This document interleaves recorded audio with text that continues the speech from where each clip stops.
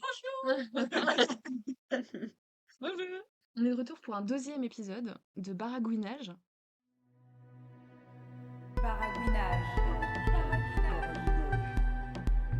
Baragouinage. Aujourd'hui, on accueille une nouvelle invitée qui va donc, tu peux donc te présenter si tu es d'accord. Oui. Bonjour, bah moi c'est Mona. Mon pronom c'est elle. Je me définis comme femme cisgenre en questionnement. Je pense que ça évolue au fil du temps. Surtout que il y a un lien avec aussi le sujet du jour aujourd'hui m'intéresse beaucoup parce que pour moi c'est récent. Donc voilà, je pense que ça va en découler aussi de ce que je disais. Et j'aime faire de la musique, j'essaie d'en créer et de me lancer au DJing.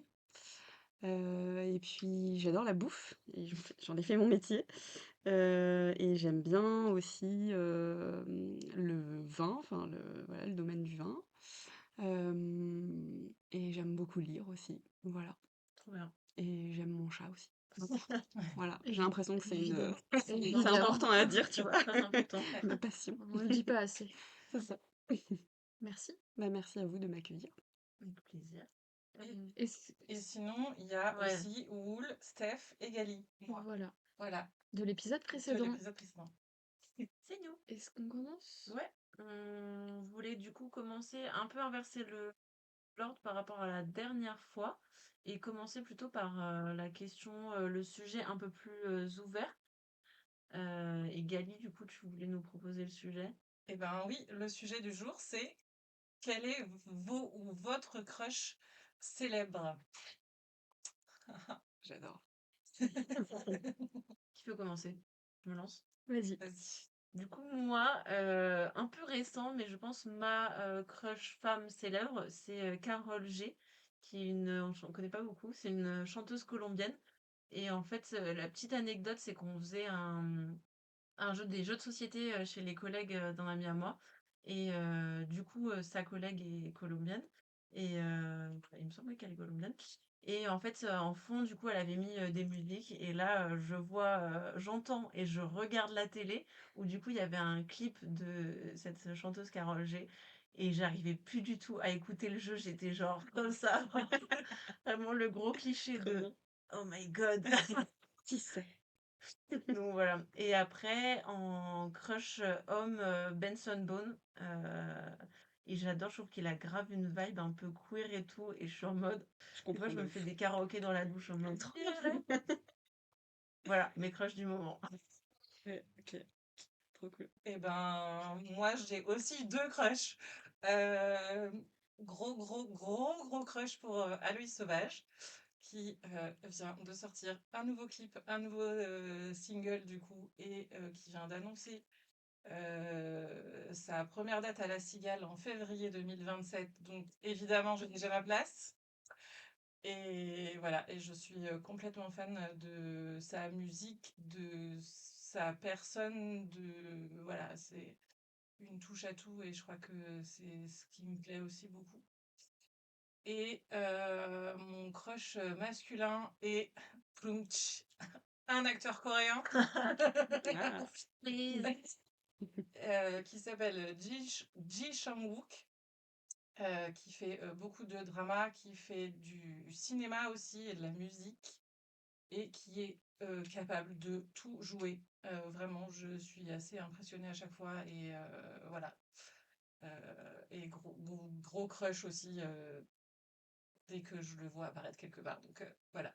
Donc toi, ton rêve, ça serait un film avec l'acteur coréen et Et Aloïs Aloïs Sauvage. Sauvage, ce serait Waouh. incroyable. Alors par contre, là, vous m'en remettez à la petite cuillère, hein. trop bien. Moi, je suis pas très crush. C'est vrai que quand je connais pas les gens en vrai, j'ai jamais été trop une fan people. Mais j'avoue que j'aime bien à la fois ce qu'elle fait et à la fois je la trouve vraiment très jolie. La rappeuse chanteuse O7 Shake. Voilà, qui d'ailleurs, enfin à la base c'est plutôt du rap, mais elle s'est beaucoup diversifiée. Elle fait de la très bonne musique que j'écoute allègrement. C'est aussi la copine de Lily Rose Depp. euh, Ah, d'accord. Ok. Depuis quelques années. Et voilà, ouais, j'ai un petit crush. Trop bien. Eh bien, moi, mon crush, c'est Lauren Marks. Ouais, vous connaissez? Ouais. Regarde en même temps, moi. Ouais, voilà, c'est pareil, en fait, j'aurais voulu regarder toutes les Ouais. personnes que vous disiez, parce que j'en connais pas, enfin, je connais pas tout. Mais ouais, Lauren Marks, bah, en fait, j'ai travaillé dans un théâtre et elle est venue faire une représentation dans ce dit théâtre. Et du coup, je la suivais déjà sur Instagram, mais bah, il y a eu une rencontre, quoi. Donc, forcément, elle m'a pas laissée indifférente et j'aimais bien ce qu'elle faisait, mais je m'étais pas intéressée à son travail, donc ça m'a permis de m'intéresser à son travail. Et donc, elle est pluridisciplinaire, elle fait du théâtre, de la musique, elle fait aussi des lives Twitch qui sont très drôles.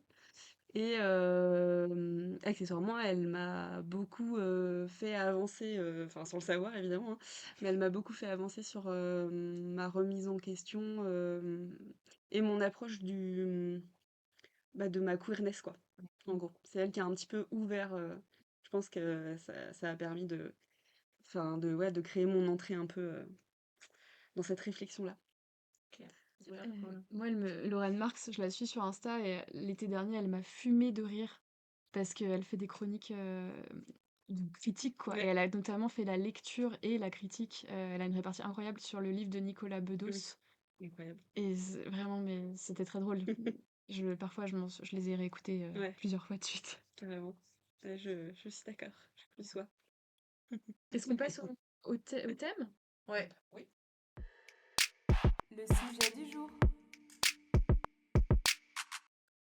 Merci pour le thème du jour. Du coup, aujourd'hui, on vous propose de parler du coming out. Je pense que C'est quoi ça c'est quoi encore? encore cette histoire? Non, mais je pense qu'il n'y a pas besoin de plus qu'on soit forcément. Enfin, on va pouvoir définir aussi ensemble de ce que ça veut dire.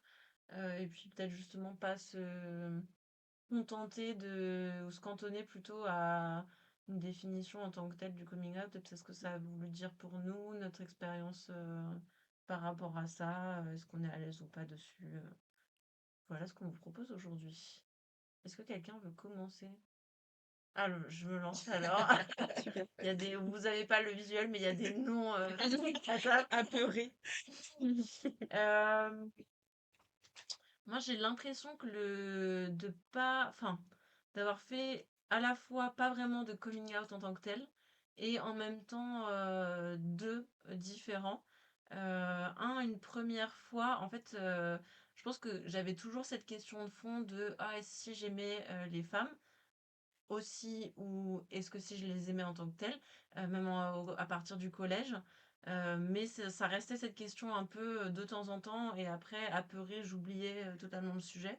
Et du coup, j'ai commencé à plus me poser la question et tenter plus de choses quand je suis allée en Erasmus à Prague, en République tchèque.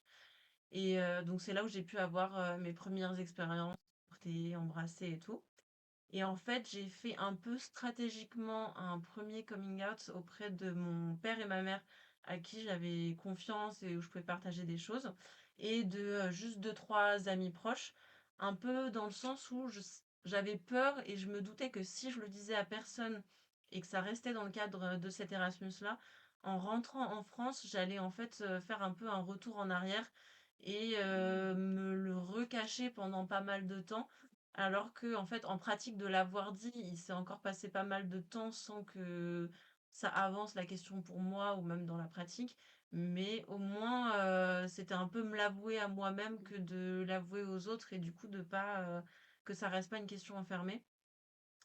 Et après, le deuxième, je dirais que c'est plus quand j'ai été vraiment à l'aise, et la fois où j'ai fait la première Pride à Angers en ayant un drapeau bisexuel du coup, où je me suis dit, ok, là je pense on va croiser des gens qu'on connaît, peut-être à ce moment-là j'étais dans un travail, dans un bureau. Du coup peut-être qu'il y aura des collègues, mais ce sera ok. Et là c'était plus d'affirmer et de me dire, c'est bon, là je me sens pleinement à l'aise avec ça. Mais il y a eu pas mal entre-temps, bah ouais, de questions sur quand on est bisexuel, à partir de quel moment est-ce qu'on est assez bi, ou pour pouvoir faire son coming out, qu'est-ce que ça implique, est-ce qu'il faut avoir fait des expériences ou non. J'ai eu une phase un peu moi, que j'ai ressentie particulière, où j'avais l'impression d'être attirée de temps en temps, enfin souvent que par les hommes et en fait que de temps en temps par les femmes. Et j'arrivais pas à être attirée par les deux en même temps. Et c'était souvent plus en soirée où je m'autorisais à être attirée par les femmes. Donc il y a eu un peu toutes ces étapes-là et c'est en tout cas pour moi plus quand j'ai pu faire des expériences avec des femmes et être attirée par les deux en même temps à certains moments, enfin, au même moment tout le temps, que là je me suis dit ok je peux le dire, me montrer en tant que telle et l'affirmer. Voilà un peu en bref. OK. Ouais, ça m'a, interpellée quand tu as dit que tu l'as confié à tes parents en premier. Enfin, je sais Ouais, pas si pour vous ça a été ça aussi, enfin, vous raconterez après, mais je trouve ça hyper, enfin, je trouve ça courageux, quoi. Enfin, je pense que tout est courageux, mais tu vois, les parents, c'est quand oui. même hyper. Il y a un lien particulier. Ouais, j'avais peur de le faire. Ouais. Mais déjà, ouais, c'est à une phase où j'étais bah, vraiment proche de mes parents. Et j'avais l'impression aussi que du coup, c'était... ouais, j'avais vraiment particulièrement à eux avec qui je vivais au quotidien. Comme si j'allais me ouais, régresser dans un truc que moi, j'avais découvert à propos de moi-même. Et c'était un peu aussi, je pense, me faire violence dans cette démarche-là que de me dire, ok, ça fait peur, en plus, c'est les parents. Mm, Mais du coup, si je le fais, ben forcément, je me cache plus ça à moi-même mm, non plus, quoi. mm. Ouais, t'as fait le boss de fin avant, quoi. Ouais, voilà, je me suis dit, Trop ok, bien. on fait Franchement, ça, comme ça, après, c'est fini, et hyper après, on stylé. passe à autre chose, quoi. Trop cool. Et bah, je vais suivre. Moi, j'ai pas fait de coming out en tant que tel. D'abord parce que j'ai conscientisé très tard que j'étais attirée par peu importe le genre, en fait, que moi j'aime les gens avant d'aimer un genre. Et qu'en fait, j'ai grandi avec des parents qui avaient des amis homo. Et du coup, j'ai toujours eu le Mm. sentiment que c'était pas un sujet à la maison, que c'était complètement OK pour eux. Plot twist. Il s'avère que mon père est pas si ouvert sur le sujet que ça. Oups. Mais ça, je l'ai découvert avec mon enfant plus tard. Mm. Euh, mais en fait, ça m'a jamais questionnée. Je me suis jamais dit oh là là, c'est bizarre, elle, je l'aime vraiment beaucoup, c'est pas normal. Mm. J'ai eu des crushs dès le collège sur des copines, sur des copines de copines, enfin voilà, sur des actrices, sur peu importe, aussi bien que sur des hommes. Et j'ai jamais en fait questionné cette attirance-là. Et puis après, j'ai été en relation 15 ans avec un homme, donc bah, forcément, ça c'est encore moins venu à Mm. mon esprit, quoi. Et une fois que la relation a pris fin, euh, je suis arrivée aussi euh, à m'intéresser au féminisme. Alors, j'ai toujours eu de l'intérêt pour tout ce qui était euh, queerness, culture LGBT. À la fac, je faisais mes travaux sur l'homoparentalité, Indice. sur... Ouais. ouais, ouais. J'ai dévoré les premières saisons de RuPaul Drag Race quand elles ont été mises sur Netflix. Et j'ai été m'intéresser aux références culturelles dont il parlait dans les épisodes aussi. Donc j'ai vu très vite Paris is Burning et tout ça. Enfin, et en fait, ça m'a toujours intéressée bah, voilà, de comprendre, de connaître l'histoire et tout ça. Et puis, donc par le féminisme, je suis arrivée aussi dans une asso plutôt autour de, on va dire, sexualité positive, Mm. enfin vite fait, pas comme on l'entend maintenant, mais voilà. Et à du coup me faire une bande d'amis avec qui, en fait, je me suis peut-être sentie suffisamment à l'aise enfin pour être qui je suis et en fait, juste, embrasser ça, quoi, mais sans avoir besoin d'aller dire à ma mère, bah, voilà, et puis je crois qu'il y a aussi, moi de mon côté, un truc un peu politique aussi de je ne veux plus relationner avec des hommes cis. Parce que mon expérience, parce que les partages autour de moi, parce que la société dans laquelle on vit, et tout ce qu'on peut voir aussi, il y a un truc il y a une vraie volonté et un vrai même dégoût en fait. Enfin, voilà, j'ai plus du tout envie de relationner amoureusement et même presque amicalement. Enfin, j'ai quasiment plus d'hommes dans ma vie, enfin, ouais, dans mon quotidien. J'ai coupé les ponts avec mon père. En fait, les seuls hommes que j'ai, c'est mes collègues de boulot, quoi. Et bon, voilà, j'ai pas le choix. Mais c'est pareil, au boulot, je j'ai pas spécialement dit ah, au fait, j'aime tout le monde, voilà. Non, j'ai juste continué à être qui j'étais et puis à favoriser peut-être un peu les personnes queer quand je les sentais arriver, et voilà. Mais sans avoir besoin particulièrement. Après, je pense que mon look fait aussi que les gens en face se posent pas forcément de questions. Pour l'audio-description, alors j'ai des tatouages avec des arcs-en-ciel et j'ai des lunettes de vue arc-en-ciel. Donc vraiment, je pense que si le message est pas clair, Et souvent beaucoup d'accessoires arc-en-ciel aussi. ouais, aussi beaucoup de couleurs de base, mais beaucoup d'arc-en-ciel. Tes lunettes sont magnifiques d'ailleurs. Vraiment, c'est peut-être juste météorologue. Peut-être. Passionné par les arcs-en-ciel. Spécialiste. C'est ça. Dans les arcs-en-ciel. Mais voilà, donc c'est vrai que j'ai pas fait ouais, de vrai coming out en tant que tel. Mais parce que j'ai eu la chance de pas en avoir besoin, parce que je savais que, en tout cas dans ma famille, ça poserait pas de soucis, quoi. Voilà. Mais c'est vrai enfin, ce que tu dis, moi, au tout début, et même là, ça me fait penser rapidement à la question de la représentation aussi.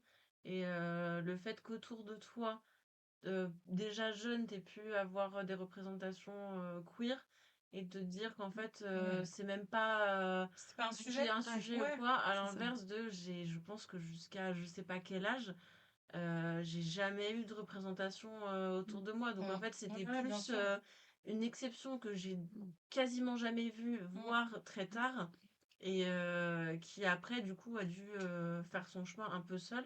Et en effet, enfin, avoir des amis et s'entourer par des gens, je pense que je vois les gens dont tu parles. Et c'est vrai qu'on partage aussi des amis en commun et ça aide. Enfin, moi, ça m'a aussi beaucoup aidé dans le chemin de pas avoir besoin de prouver, d'expliquer, et de voir des gens ouverts sur le sujet et qui t'indiquent que en fait toi aussi tu peux être comme tu es, comme tu le sens. Ça enlève un poids progressivement que en tout cas moi je me mettais, quoi. Après, là, tu parlais justement de la question de la représentation, donc ça me fait penser, moi, dans mon cas, ça a été assez compliqué. Alors, pas le coming out, qui a été plutôt l'aboutissement d'un truc compliqué qui a été le coming in. Et notamment, ce coming in, il a été complexe parce que moi, j'avais une représentation, mais qui était une représentation qui était condamnée par ma famille. Moi, le modèle que j'ai eu, alors c'était un homme, enfin c'est un homme, il existe toujours. C'est mon oncle. Moi j'avais du coup du côté de mon père son frère qui était homosexuel et enfin qui est toujours encore une fois homosexuel, qui est toujours avec le même homme, voilà que j'apprécie beaucoup. Et sauf que moi j'ai grandi avec l'idée que l'homosexualité c'était quelque chose qu'il fallait cacher, que ça allait faire énormément de peine à mes grands-parents, que, aussi, bah, certaines personnes de la famille étaient au courant et d'autres ne l'étaient pas. Que, parmi les personnes au courant, donc c'était un secret, fallait pas en parler à mes cousines ou à mes cousins, que parmi, mes tantes qui étaient au courant, elles l'avaient, elles, très mal vécu et elles le condamnaient. Et il y avait, je me souviens avec une de mes cousines, on débattait à 7-8 ans, est-ce que c'est un choix? Est-ce que c'est pas un choix? Et cetera. Et quand je posais des questions, je voyais qu'il y avait un malaise, même si mes parents étaient pas, foncièrement homophobes, mais par contre, ils considéraient qu'on n'était pas concernés, Ah de ouais. fait. Ma Mmh. mère, son discours, c'était, «Moi, j'ai rien contre l'homosexualité, mais bon, quand même, c'est mieux d'éviter parce que la vie est plus compliquée». Et c'était: «Heureusement que vous 3, vous êtes hétéros, c'est mieux pour vous et en plus, je veux des petits-enfants». Donc voilà, c'était ce genre de Ah discours. ouais. Mmh. Et après, j'ai pas eu la place moi-même, mentale pour, travailler tout ça, parce qu'aussi j'avais une adolescence compliquée à côté et qu'il y avait juste pas la place, quoi. Et Mmh. moi, quand je m'en suis rendu compte une première fois à 15 ans et vraiment, je me souviens m'être dit: «Je vais pas avoir toutes les tares de la planète, quoi. C'est pas possible, pas ça en plus». C'était Mmh. comme si on m'annonçait que vraiment, j'allais avoir, un handicap, quoi. Mmh. Et donc je l'ai enterré très, très longtemps. Et ce coming in a mis beaucoup, beaucoup de temps. Ça s'est notamment beaucoup, matérialisé par, une sorte de renfermement sur moi-même pendant des années, où tout se sclérosait, où j'étais dans des relations avec des mecs, mais en fait où j'étais pas bien du tout, mais j'étais pas bien du tout en termes d'identité. Donc j'étais pas bien avec moi, j'étais pas bien avec les autres, j'avais même du mal à avoir des amis, enfin tout commençait à Mmh. se tarir, quoi. Jusqu'à que je mette, 1 an à faire le processus. Heu et ça a été mon secret pendant 1 an, là, où j'ai du tout, voilà. Et à l'issue de tout ça, où là, c'était clair et pour le coup, c'était pas comme toi, Stéphia, j'ai fait le truc à l'envers. C'est-à-dire que moi, je l'ai annoncé quand ça y est, Ouais. je le savais Ouais. et de toute façon, je ne reviendrai jamais en arrière. Mmh. Et il y a eu vraiment que la fin du process et à partir de ce moment-là, d'ailleurs, j'ai plus jamais été attirée par des hommes cis. Donc moi, pour le coup, je me considère vraiment comme lesbienne, alors que pendant longtemps, j'ai eu des relations avec les hommes cis, quoi. Mais trop longtemps, enfin vraiment ça me faisait pas du bien. Mmh. Et voilà. Et après quand je l'ai dit, c'est étonnant parce que ça a pas été mal reçu, mais après j'ai des parents vraiment particuliers mais les réactions ont été, quand même très à côté de la plaque, quoi. Enfin, ouais, enfin voilà, il y a eu des parallèles de faits, enfin bon, j'ai pas envie d'entrer dans les détails, mais des choses qui étaient assez surprenantes. Et par contre, ce dont je me suis vraiment rendu compte après, c'est qu'à partir du moment où on est identifié comme, donc dans mon cas comme lesbienne, déjà je pense que mes proches ont mis du temps à se dire que c'était pas une phase. Enfin ma Mmh. belle-mère, que je n'apprécie pas du tout elle pour le coup, par exemple son première réaction c'était, bah, c'est pour ça intéressante. Voilà, des choses comme ça, quoi. Ou mais j'entends souvent des choses comme ça, ou des gens qui peuvent Mmh. dire: «Bah, Bah oui. parce que c'est à la mode». Oui, Mmh c'est ça. mh. Voilà, quoi. Bah, l'idée de phase, carrément. C'est ça. Et du coup, bah, là ça fait je pense 8-10 ans, donc la phase elle est longuette, Ouais, quoi, quand c'est même. une bonne phase. Voilà, j'ai bien été au bout de l'expérience, je Bien pense. stabilisé, Ouais, ta je pense que phase. la phase là, on est sur un truc, voilà. Mais je pense qu'il y a toujours, j'entends, ouais, ma mère qui t'entend une fois elle m'a sorti, mais il y a 2 ans, genre: «Toi, t'es un peu bisexuelle quand même puisque, bah, tu sortie avec des hommes avant, donc enfin, voilà». C'est vrai. Les gens ont du mal, hein, quand même, hein, Mmh, quand ils t'ont associé une identité. Mmh. Et voilà, donc le coming out, pour moi, c'est plutôt associé à ça, mais voilà, coming in difficile, c'était, j'espère que c'est plus simple pour les gens de maintenant. Peut-être que si j'étais née il y a 10-15 ans, ça aurait été un peu plus facile. Mais voilà. Non, pas si j'étais née il y a 10-15 ans, si, j'avais 10-15 ans de moins. Parce que si j'étais née il y a 10-15 ans, Oui.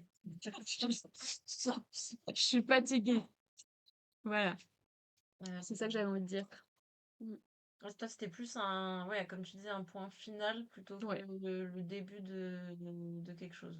mmh, oui, totalement. Ouais. Et c'était un retour vraiment à moi-même parce que pour le coup, je me suis engouffrée dans l'hétérosexualité de 20 à 28 ans. Mais ça a été toute mon identité qui a été changée. C'est-à-dire que je me suis, énormément féminisée, j'ai correspondu à j'ai embrassé tous les codes, en fait, Mmh. du modèle hétérosexuel et aussi, du coup, même sur la question du genre, et je me suis beaucoup, beaucoup perdue et je pense que c'est pour ça que j'allais pas bien, en fait. C'était pas qu'une histoire d'être attirée ou non par, Ouais. donc voilà. Et c'est comme s'il y avait une rupture dans ma vie, sur ces questions-là, entre 0 et 20 ans, j'étais moi-même et puis il y a eu un moment où à 20 ans, j'ai inconsciemment, hein, fait un peu ce que la société me disait qu'il fallait faire pour être valorisée et ce qu'on attendait de moi, quoi. Et bien sûr, sans m'en rendre compte. Et après, ce coming out, il a été le début de, bah, en fait, je me retrouve. Mmh. Et pour moi, je suis beaucoup plus dans la continuité de qui j'étais, avant mes 20 ans. Mmh. Et c'est marrant parce que des gens ont pu me dire, «Ah ouais, t'as changé ces dernières années». Mais j'ai pas changé, enfin, j'ai changé de 20 à 28 ans, enfin, Ouais. vraiment, Ouais, ouais. et ça, voilà, donc voilà. C'est ça ta phase finalement. Exactement. Phase hétéro. C'est ma phase hétéro, le problème. C'est ça. Ça me fait un flashback j'avais oublié ce truc. À un moment donné, je voyais une psy, du coup, quand j'étais en. C'était avant d'arriver à Angers, donc avant moi, en tout cas, ma phase de bon, bah, vraiment là, je me rouvre à la question, à essayer de l'accepter pour moi-même, à ce que ça implique. Et je voyais, du coup, quand j'étais encore à Paris en études, je voyais une psy pendant une période. Et je me souviens, pendant une séance, avoir abordé le sujet et dit un peu, et au fait, je me pose cette question-là. C'est vrai que je m'étais déjà un peu posé la question, mais bon, voilà, je sais pas trop quoi en faire. Et je crois qu'elle avait sorti un truc du genre, non, non, oui, c'est pour faire intéressant, ou non, non, mais en fait, vous me méprenez, ou un truc comme ça. Et forcément, bah, moi, j'étais perdue, donc j'étais en mode, ah, bon, bah, ok. Et puis en plus, quand c'est sa psy qui le dit, Bien sûr. Ah bah grave. Mm. Mais c'est quand même, je trouve, hyper limite, quoi, en tant que ouais, psy, de t'enfermer dans quelque chose alors que t'ouvres, au carrément. contraire. Mm. Enfin, au pire, elle se tait, tu vois. Oui, elle dit, ah, peut-être, Oui. oui, si vous explorez, ou un truc comme ça, quoi. Ça me fait penser à une psy aussi. Une fois, j'avais abordé la question mais ça, c'était il y a pas si longtemps que ça. J'avais abordé la question du queer, quoi. Et elle avait levé les yeux au ciel. Oh, waouh! Bon, je suis plus jamais retournée la voir, hein. Tu Mais m'étonnes. j'étais, oh waouh! Vive les recos de psy queer friendly quand même. Hein. Ouais, c'est clair. Parce que ça fait gagner du temps, je pense. Mm. Mm. Tu veux poursuivre? Ouais, je sens un regard. Ouais, et ben, c'est hyper intéressant d'en entendre tous vos témoignages parce que ça fait toujours, effectivement, tu vois, tu parles de flashback et c'est vrai que moi, ça me fait repenser à des trucs, c'est marrant. Moi, mon coming out, c'est pareil, en fait, j'ai pas eu vraiment d'événement. J'avoue que je m'attendais à faire une méga teuf, genre trop bien, enfin annoncer à tout le monde. Évidemment, ça s'est pas du tout passé comme ça. Je crois que j'ai pas vraiment, j'en ai pas parlé plus que ça. Ça a été un peu distillé quand j'ai commencé à relationner, enfin voilà, vite fait avec des femmes. Et puis bah après, voilà, j'ai rencontré une amoureuse. Et là, ça a été très clair pour le coup, mais j'ai pas prévenu, genre attention. Et puis après, il y a eu ça. Finalement, j'ai l'impression d'être passée aussi par l'annonce de la relation. euh, bah, pour que ça se comprenne de soi-même, quoi. Et alors, c'est du coup pour moi très récent parce que j'ai quitté une relation de 10 ans avec un homme cis il y a même pas un an. Et je l'ai quitté pour ces raisons-là, en fait, parce que je ne pouvais plus me mentir à moi-même et continuer à me voiler la face. Je savais qu'il y avait quelque chose qui a été présent depuis des années. Et en parlant de flashback, pardon, je me revois dire à ma mère, on était toutes les deux dans la salle de bain, j'avais 12 ans, je crois. Et je lui avais dit, bah maman, je crois que je suis attirée par les femmes, ou j'avais peut-être pas dû le dire avec ce vocabulaire-là, mais bon, voilà, vous avez l'idée. Et elle m'avait dit un truc un peu comme ça, je me souviens plus de ces mots, mais genre banalisant, tu vois, un peu, oui, bah pareil, c'est une phase où, oh non, mais, ou peut-être même genre, oh, tu racontes n'importe quoi, ou un truc comme, bon, voilà, hein, l'éventail classique des réactions possibles. Mais, et ouais, du coup, bah pareil, j'ai un peu laissé ça de côté, je pense que de fait, je suis allée vers les relations qui étaient un peu évidentes pour la société, donc pareil, je me suis laissée aller par ça. Mais bah, le premier bisou que j'ai fait, c'était à une meuf. Je pouvais pas m'empêcher de trouver bah, des femmes toujours trop belles, mais il y avait toujours un petit truc en plus, mais il y avait que moi qui le savais, mais je l'identifiais pas trop. C'était belle, mais peut-être que genre ça me fait quelque chose, mais je suis pas sûre. Et ça a été tout au long de mon adolescence bah, de mes années, enfin voilà, jusqu'à maintenant, d'il y a 10 ans jusqu'à maintenant, en gros, quoi. Et puis c'était un peu rigolo. Je crois que j'ai fait aussi les trucs, t'embrasses une pote en soirée, c'est vachement rigolo, on s'aime bien. Enfin voilà, des trucs. J'ai l'impression que en fait c'est pareil, il y avait tellement d'indices.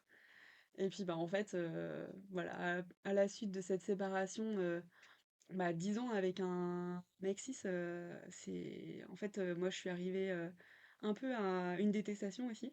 Ça m'a beaucoup parlé de ce que tu disais, Gali, tout à l'heure. J'avais commencé un peu avant, donc je pense que ça menait, à la fin du couple, hein, parce que quand, tu commences à enfin, j'avais mon féminisme, il est présent depuis, 10 ans, mais je suis vraiment devenue plus militante et plus engagée et plus misandre. J'ai dit le gros mot, mais voilà, plus misandre. Super. Oui, oui. Mais comme quoi, c'est vraiment le féminisme qui rend les femmes lesbiennes, hein. Mais Bah, c'est cool, Mais non, c'est le féminisme et la société de tout. exactement. Pardon. T'inquiète, je pense que c'est bon. On a eu une chute de micro, mais tout va bien. Tout ça pour dire que c'est quand même encore très récent, et c'est aussi ce que je disais dans ma présentation. Maintenant viennent des questions aussi de moi par rapport à mon genre. En fait, j'ai l'impression d'avoir ouvert une espèce de boîte Mm. où j'ai accès maintenant et je me dis, ah ouais, je peux me poser cette question-là aussi maintenant. Ah ouais, peut-être que je suis ça, mais en fait, peut-être que je suis aussi ça. Parce que du coup, j'ai l'impression qu'il n'y a plus de limite, quoi. Et ça, c'est hyper plaisant par contre. Et en vrai, moi, je suis refaite de ouf. Je me demande pourquoi je n'ai pas fait ça il y a 10 ans derrière, mais je pense qu'on en est toutes là, hein, mais en fait, c'est trop bien, quoi. Enfin, moi, je suis trop contente. J'ai vécu des super expériences avec mes ex, des horribles aussi. Je pense que j'ai rencontré des mecs qui auraient pu me faire réfléchir sur ça vachement aussi plus tôt. Mais bon, bah, c'est comme ça, c'est la vie. Donc, je regrette pas, mais ça fait, tu vois, c'est hyper plaisant, quoi. Enfin, aujourd'hui, je pense que je suis vraiment très heureuse d'avoir découvert ça. Moi, il y a quand même une partie où je suis très heureuse d'en être là maintenant, mais où c'est, je sais pas que je regrette, mais je suis quand même un peu en colère Mm. de pas avoir. Ouais, j'ai l'impression quand même qu'il y a eu des années qui ont été un peu gâchées. Et ouais, ça devrait pas être le cas. Enfin, il y a quand même un côté Ouais, je capte où de je me ouf. dis ça, quoi. Ouais, ouais. Et en fait, c'est pas comme si c'était bon, bah c'est moi, c'est un contexte particulier. C'est que en fait, c'est un fait sociétal. C'est qu'il y a énormément de gens qui font leur.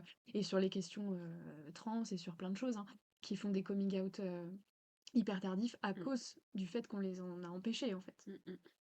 Et sauf que c'est ta vie et que les années, elles se rattrapent pas et que voilà, quoi.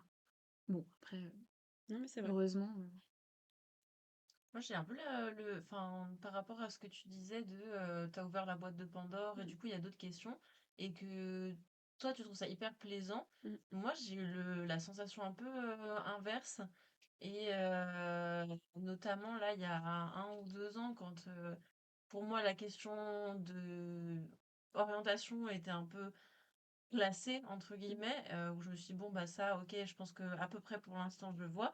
Et que du coup, là, j'ai ouvert la question du genre et de tout ce qui pouvait être lié à ça et toutes les autres questions dans la boîte. Et moi, ça m'a angoissée. Je me Mm. suis dit, oh là là, comment, par où je prends le problème, qu'est-ce que ça implique, comment je le manifeste, comment je teste. Et ouais, ça m'a fait un peu peur de tout ce que ça.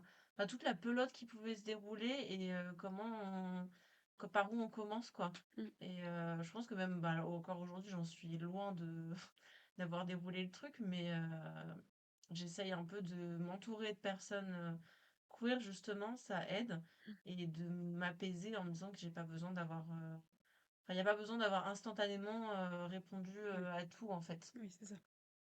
C'est clair. Mm. Il y a un deuxième. Oui, je voulais aussi réagir par rapport au côté misandre. Et c'est vrai que bah, moi, c'est ce que vous avez dit, Gali et toi, Mona, toutes les deux. C'est vrai que la société me fatigue, les hommes encore plus, pour dire ça de façon soft. Et c'est vrai que je pourrais ressentir des fois une dissonance, du coup, de aussi être attirée par les hommes.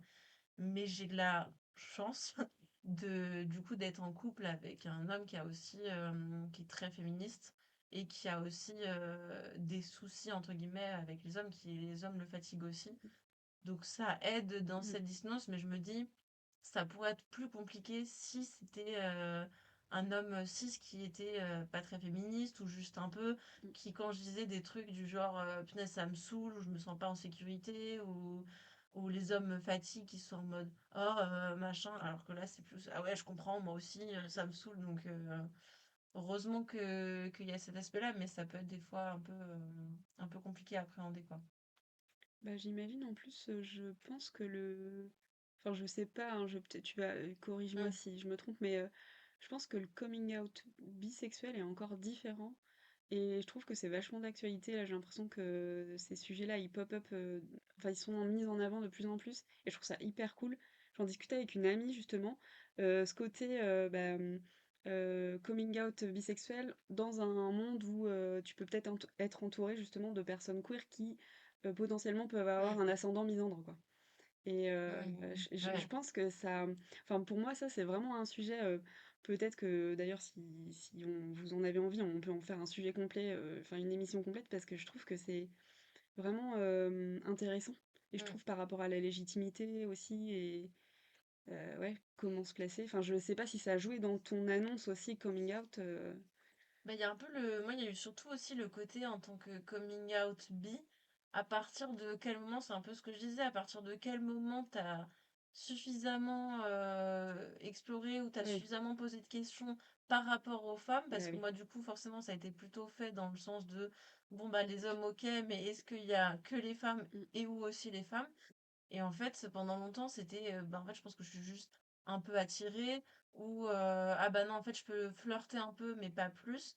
Et ça aurait pas dû, mais ce qui s'est passé, c'est que quand j'ai eu une première expérience de petite relation avec une femme où j'ai pu me projeter, de me dire, ah bah si là, ils me disaient qu'on se mettait en couple et qu'on était ensemble, je dirais oui parce que je me vois carrément faire ça. mmh, C'est que à partir de là où je me suis dit, bon bah là, c'était assez légitime pour mmh, faire ton coming out bi, alors qu'en fait, ça devrait pas être le cas. À ouais, partir du moment où on est un peu attiré ou qu'on se sent mmh, pas que hétéro, ben on pourrait se dire que voilà, on est bi ou autre et qu'on peut faire entre guillemets son coming out, quoi. carrément.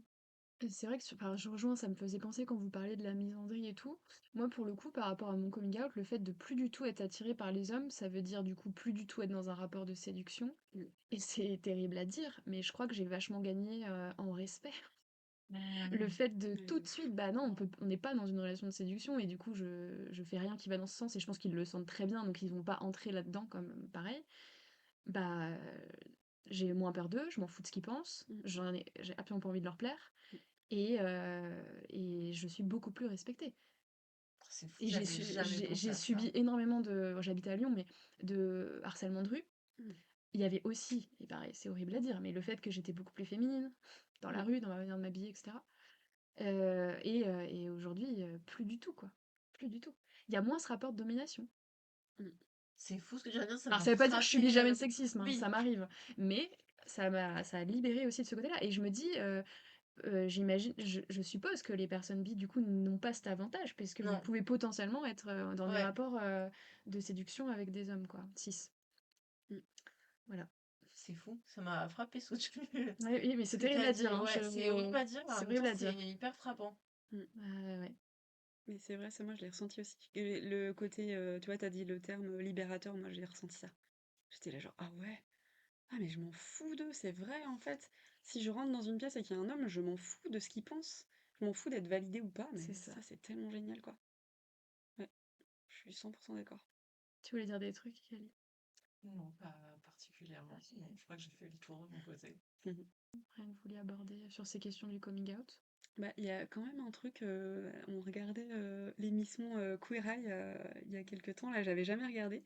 Et alors là, on parlait de. L'épisode était sur une femme trans, donc on parlait de coming out trans, mais j'ai trouvé ça hyper intéressant. Il y a une des personnes, vous savez, il y a, je sais pas, hein, pour celles et ceux qui connaissent pas, c'est un groupe de personnes qui vont aider des personnes queer. Alors d'ailleurs, pas que, hein, on a vu qu'il y avait des émissions qui étaient un peu aussi pour aider des gens qui avaient besoin d'aide en fait. Mais a priori, c'est un groupe de personnes queer. En tout cas, ça c'est sûr.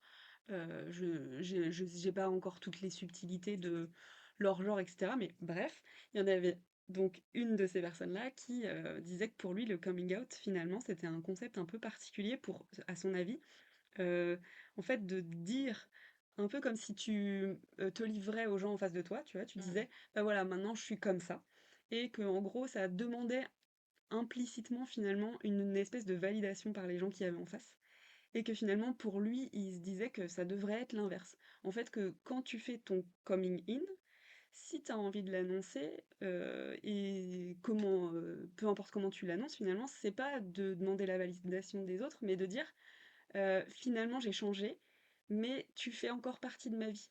Et en fait, c'était de Mmh. choisir les gens qu'on gardait dans sa vie Mmh. après avoir fait ce coming out finalement. Mmh. Et je trouvais ça hyper intéressant comme point de vue.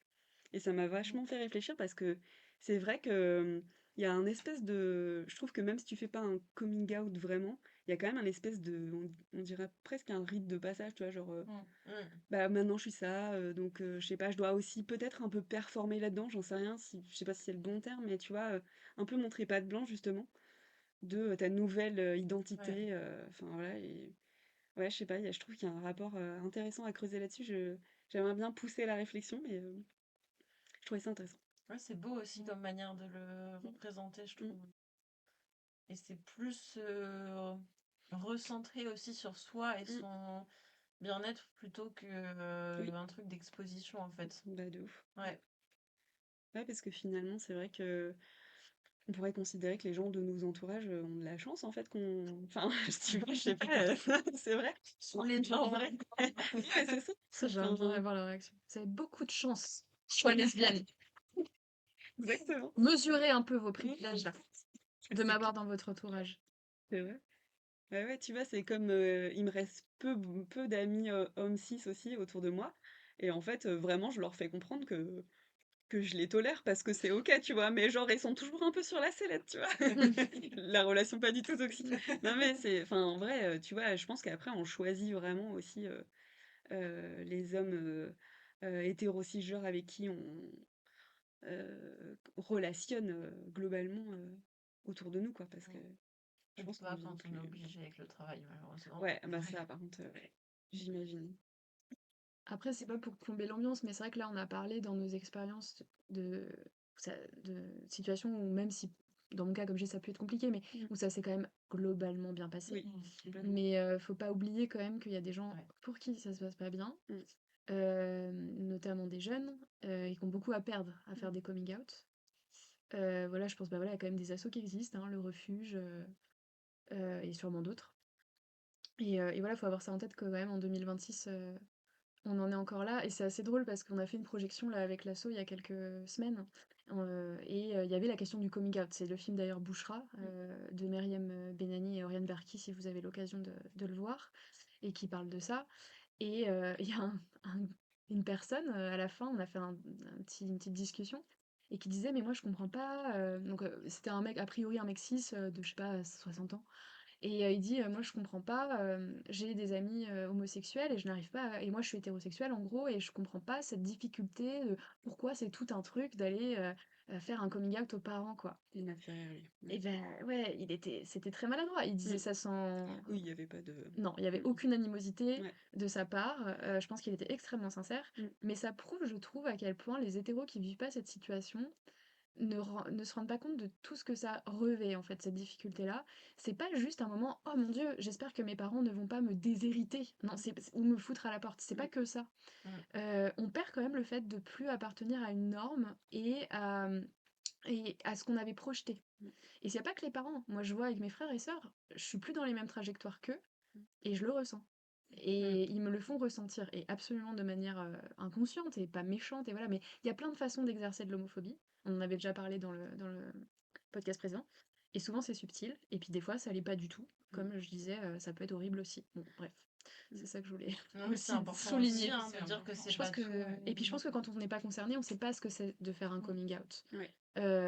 Et les gens peuvent penser que c'est facile de nos jours. Mm. Mais il y a plein d'autres choses. Il y a la place dans la famille, il y a ça, voilà, il y a plein d'autres choses qui rentrent en compte. C'est hyper complexe, je pense. Mm. Puis moi, ce que tu disais, c'est vrai, de le dire, c'est aussi s'exposer à ce que ça modifie leur vision de toi. Et en fait, même toi, pour toi-même, ta vision a été modifiée. Donc, c'est un peu mettre à jour ce truc-là et c'est s'exposer aussi à ce que les gens voient différemment. Et pour parler, je voulais aussi ajouter, pour parler des choses un peu plus, enfin, moins roses, justement, des coming out, je me dis même relationner aujourd'hui en étant une femme avec une autre femme, c'est aussi s'exposer juste dans la rue, des Mm. harcèlements, Tout des à fait. violences. Bien sûr. C'est aussi d'autres formes de coming Encore, out, t'as raison, ouais, hein, ouais, c'est Ouais, clair. c'est tout à fait. aussi une autre forme de coming out et c'est, enfin, ça peut être terrible, quoi. Mm. Ouais, bien Oui. sûr. Et violent, ouais. Ouais. Ouais, ouais, c'est clair. Oui, tu te prends des regards, des remarques à minima, quoi. Mm. Et parfois, ça va plus loin, ouais, c'est Ouais. sûr. Bien sûr. Mais je pense que, enfin, en tout cas pour ma part, même si moi aujourd'hui, comme je vous disais, je le vis très bien, je pense qu'il y aura toujours un petit fond qui est minuscule, mais un petit fond de honte qui persiste du Mm. fait d'être lesbienne. J'aime Des... toujours pas le terme. Il y a toujours un peu, ouais, un petit fond de. Alors pas vis-à-vis de tout le monde, mais ouais, vis-à-vis de certains membres de ma famille, de. Je l'assume, mais je pense c'est une toute petite part, mais je suis pas sûre que ce petit sentiment de honte, il disparaîtra un jour totalement, parce que je me suis construit comme ça, Oui, dans c'est cette lié à identité. vachement de ce que tu Ouais, as vécu bah en c'est lié étant au jeune. fait que j'ai intégré que Oui. l'homosexualité, comme je disais au début, c'est un Mm. secret, Ouais, c'est ça. Mm. c'est un truc intime, alors que non, pour moi c'est un truc très social, Mm. et du coup c'est un peu comme si j'exposais ma sexualité, c'est ce que Oui. j'avais déjà dit aussi la dernière Mm. fois, mais du coup il y a un côté genre, ouais, tu nous montres un peu des choses là un peu perso, quoi. Voilà, Ouais, c'est Mm. vraiment. on me le dit pas, mais c'est un truc que j'ai. Ouais, que t'as intégré aussi. C'est ça. Voilà. Mais je trouve même dans l'enjeu de juste là d'en parler dans un podcast, euh, si c'est des personnes queer qui écoutent et tout, j'ai pas forcément cette sensation, mais de C'est ça. partager des fois j'ai des petits trucs de souvent le soir quand je suis seule dans mon lit, je suis en mode mais attends, imagine il y a des gens random ou je sais pas Ouais. de connaissances mais pas du tout queer et je suis en mode mais ils écoutent et là d'un coup j'ai l'impression de ce truc de oh mon Dieu, je suis en train d'exposer un truc hyper intime alors que C'est ça. ça reste enfin ça devrait pas être C'est autant exactement. cette sensation-là de d'inquiétude en fait. C'est exactement ce que je voulais dire et j'ai hésité moi justement à parler au début de moi, mon expérience.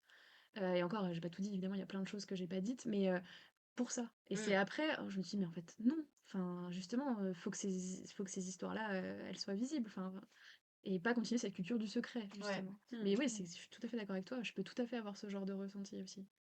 Oui, alors qu'on se prend des représentations hétérosexuelles tout le temps, quoi. C'est Et clair.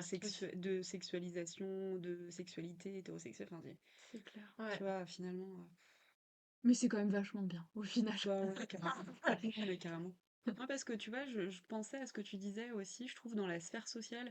Alors moi, comme c'est tout nouveau, je pense que c'est pareil, c'est encore en construction, mais finalement, je suis un peu.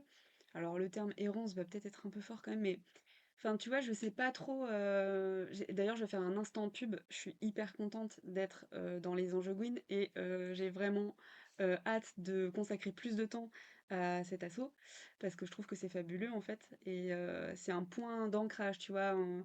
J'en parlais avec une autre personne qui fait partie des enjeux Gwyn aussi et j'ai trouvé ça vraiment puissant d'avoir un point d'ancrage quelque part.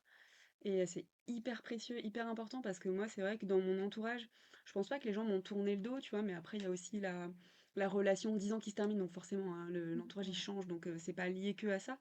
Mais c'est vrai que bah, j'ai envie de me rapprocher de personnes queer parce que je me retrouve plus dans ces discours là, dans ces façons de vivre, enfin, tu vois, c'est plus facile, on se comprend. Donc voilà, il y a ça aussi, je pense que c'est un enjeu, tu vois, le social, tu peux. Je pense qu'il y a des gens qui, sinon, n'ont pas de ressources autres, bah, peuvent vite se sentir super seuls, quoi. Parce que, Ouais. Mm. mine de rien, il peut y avoir aussi des entourages, j'imagine, qui tournent le dos quand même à des personnes qui ont fait leur coming out, quoi. Enfin, Mm. je suppose. Clairement. Mm. Merci pour vos partages. Mhm. Merci à vous. Est-ce que vous voulez passer aux recommandations C'est pour parti. conclure? C'est parti. La reco. Eh ben, la reco du jour, c'est moi qui vais vous parler du Lézard Festival, qui est donc un festival lesbien, queer, féministe, qui a lieu depuis 6 ans, 7 ans. Je crois que c'est la septième. C'est la 7e édition Oui. cette année. C'est- Ça se passe à Vic-sur-Gartempe, dans le 4 en Haute-Vienne, mais pas le département.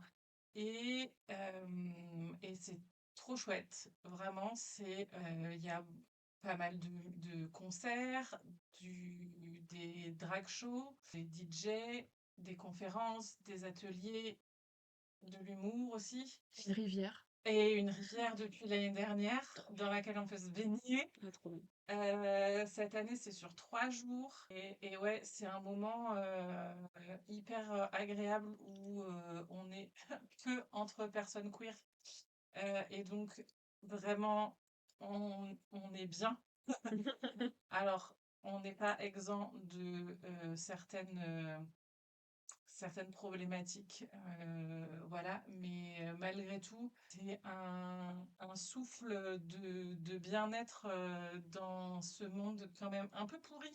Et ça permet de regonfler les batteries avant de reprendre le taf, notamment voilà, après l'été.